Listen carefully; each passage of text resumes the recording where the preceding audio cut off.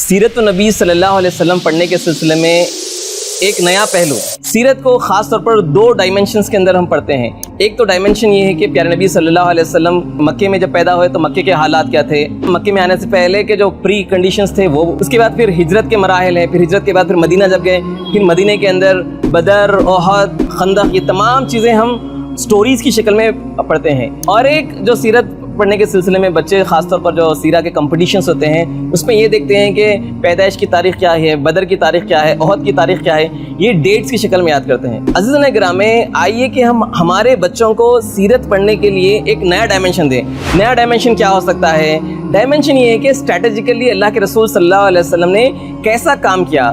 मसलन अल्लाह के रसूल सल्लल्लाहु अलैहि वसल्लम जब मदीना जाते हैं तो मदीना जाने के बाद एक पूरी की पूरी एक प्लूरल सोसाइटी कैसा इस्टेब्लिश होती है, उसके क्या नॉर्म्स होते हैं, क्या रूल्स एंड रेगुलेशंस होते हैं। मीसाक़ मदीना का जो कॉन्सेप्ट है हम पूरा का पूरा बच्चों को हमारे बताएं, स्टूडेंट्स को हम बताएं। प्यारे नबी सल्लल्लाहु अलैहि वसल्लम ने जब देखा कि मदीना के अंदर जो मार्केट थी वो पूरी की पूरी ज्यूस उसके ऊपर काबिज थे, पूरा कंट्रोल उनका था, अल्लाह के रसूल सल्लल्लाहु अलैहि वसल्लम ने सहाबा को कैसा हुक्म दिया कि तो वो पैरेलल मार्केट इस्टेब्लिश करे, सूक इस्टेब्लिश करे।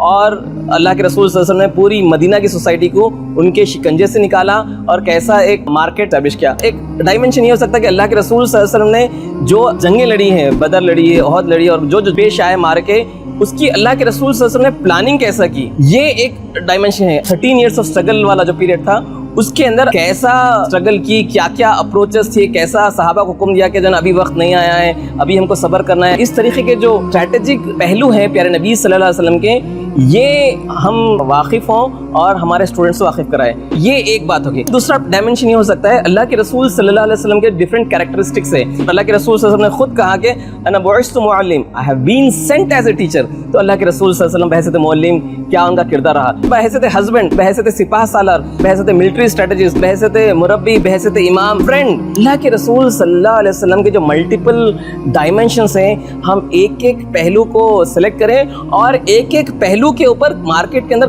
किताबें अवेलेबल है। ज़रूरत इस बात की है हम थोड़ा सा वक्त निकालें, थोड़ा सा टाइम डेडिकेट करें और उलमा से रुजू हों, और उसके बाद हम फाइंड आउट करें कि प्यारे नबी सल्लल्लाहु अलैहि वसल्लम को हम डिफरेंट तरीक़ों से कैसा समझ सकते हैं।